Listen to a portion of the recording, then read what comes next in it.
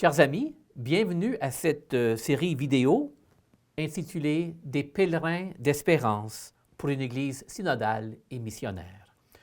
Je m'appelle l'abbé Raymond Lafontaine et je suis vicaire épiscopal au diocèse de Montréal. Commençons avec un texte de l'Évangile de Saint Jean.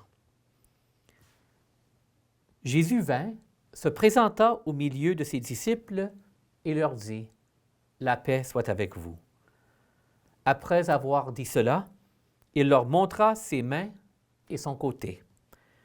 Les disciples se réjouirent de voir le Seigneur.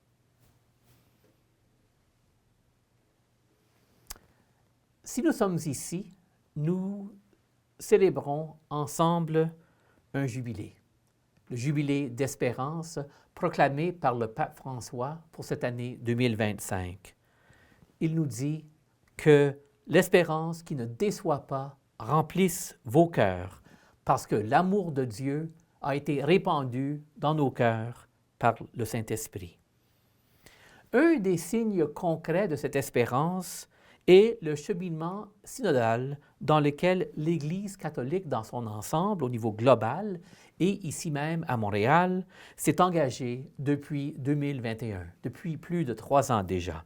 Cette quête d'une unité plus profonde dans l'Église est au service d'une mission plus crédible et plus efficace dans le monde. Nous sommes appelés par le synode à une communion plus profonde au sein de l'Église, enrichie par la pleine participation et le partage des charismes de tous et de toutes, afin que notre mission d'évangélisation et de salut du monde porte des fruits abondants. Quand on pense synode, on pense souvent à un événement ponctuel qui a un début et une fin, qui dure 3 ou 4 semaines. Mais un synode est véritablement un processus continu qui incorpore préparation, célébration et maintenant implémentation. J'ai eu le privilège assez unique d'avoir été présent à Rome pour la 2e Assemblée générale du synode sur la synodalité en octobre dernier. J'ai eu la chance d'y participer comme animateur de table. Mais c'était vraiment l'aboutissement de 3 ans de préparation à tous les niveaux, diocésain, national, continental et mondial. En effet, c'est peut-être la plus grande consultation de ce type, au niveau de son envergure, jamais entreprise dans l'histoire de l'humanité. C'est quand même quelque chose dont on peut être fier en Église. La retraite qui a initié le synode a été prêchée par le père Timothy Radcliffe, et je dois dire maintenant le cardinal Timothy Radcliffe, parce qu'il a été nommé cardinal par le Saint-Père à la fin du synode.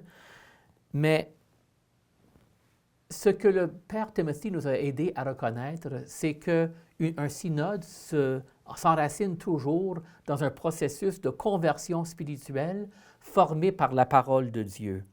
Et c'est pour cela que les 5 chapitres du document final du synode commencent toujours avec une citation de l'Évangile de Saint Jean. La retraite qui a commencé le synode a tiré de la richesse des récits de la résurrection dans l'Évangile de Saint Jean, qui ont encore beaucoup à nous dire aujourd'hui sur notre identité comme chrétiens, comme Église dans le monde.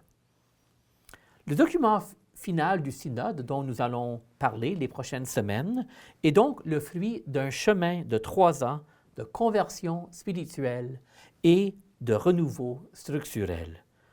L'une des façons que nous pouvons témoigner de l'espérance en cette année jubilaire est de poursuivre ce chemin en ouvrant nos cœurs et nos intelligences à l'enseignement du synode et à sa mise en pratique dans nos communautés.